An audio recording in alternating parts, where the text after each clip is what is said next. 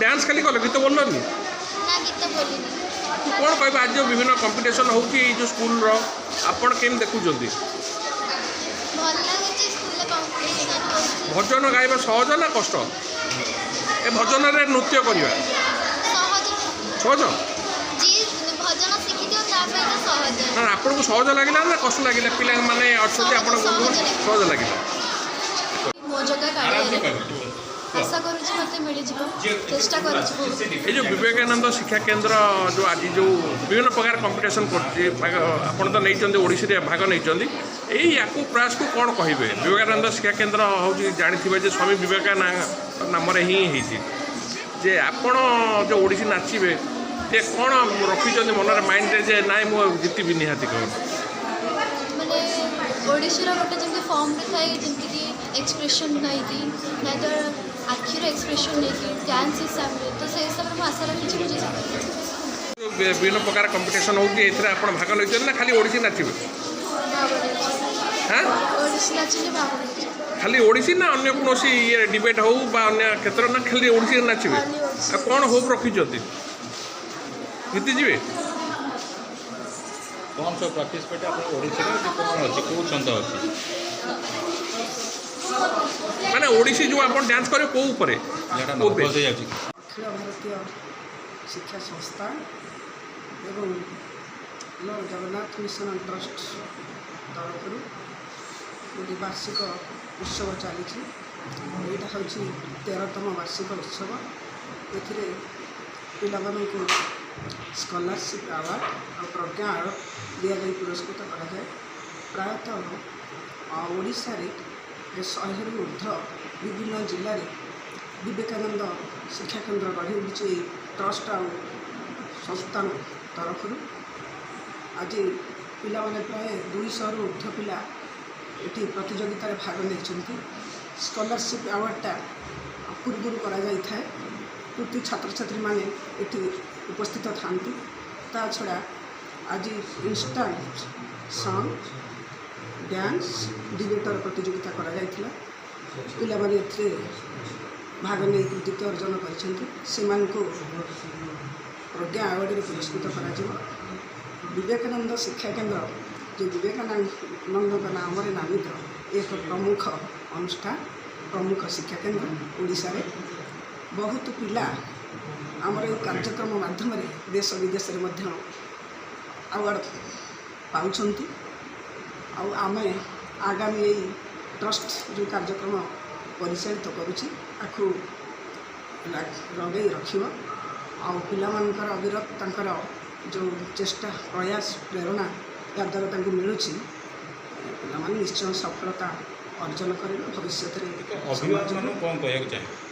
अभिभावक मानक तो मुझे अनुरोध करी से माने गोटे सुंदर चयन करूँ जो वर्तमान समाज जो परिस्थिति की जाऊँगी समाज कहीं तैयारी करती आम ही समाज तैयारी करूँ तेणु मु अनुरोध करी पुणी थे जो गोटे संस्कार संस्कृति से जब विवेकानंद शिक्षा केंद्र गुड़ी को चयन करेंगे तो निश्चित रूपे गोटे भविष्यतर तंकर जो नागरिक से पाइबा समाज को से भेटी दे पारे।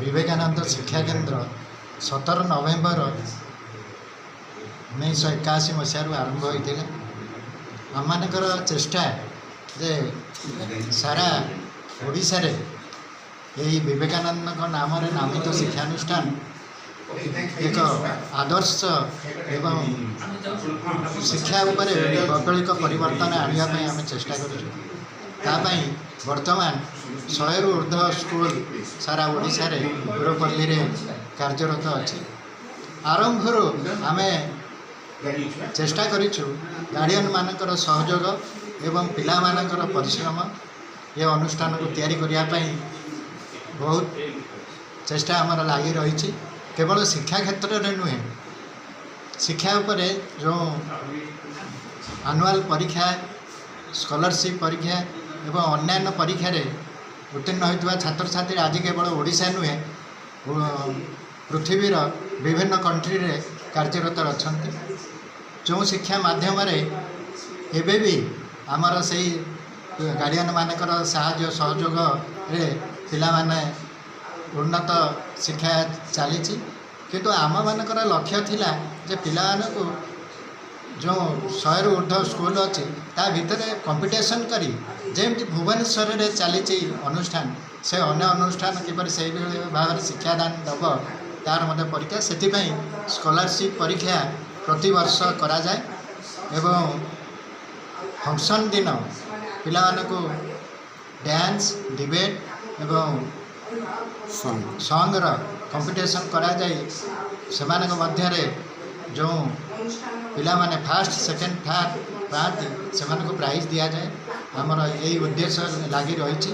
ଯେହେତୁ ଏହା ଜଗନ୍ନାଥ ମିଶନ ଟ୍ରଷ୍ଟ ଦ୍ୱାରା ପରିଚାଳିତ, ତେଣୁ ଜଗନ୍ନାଥଙ୍କ କୃପାରୁ ମୁଁ ଆଶା କରୁଛି ଏହା ଦିନକୁ ଦିନ ଉନ୍ନତିରୁ ଉନ୍ନତିତର ସୋପାନରେ ପହଞ୍ଚିଛି।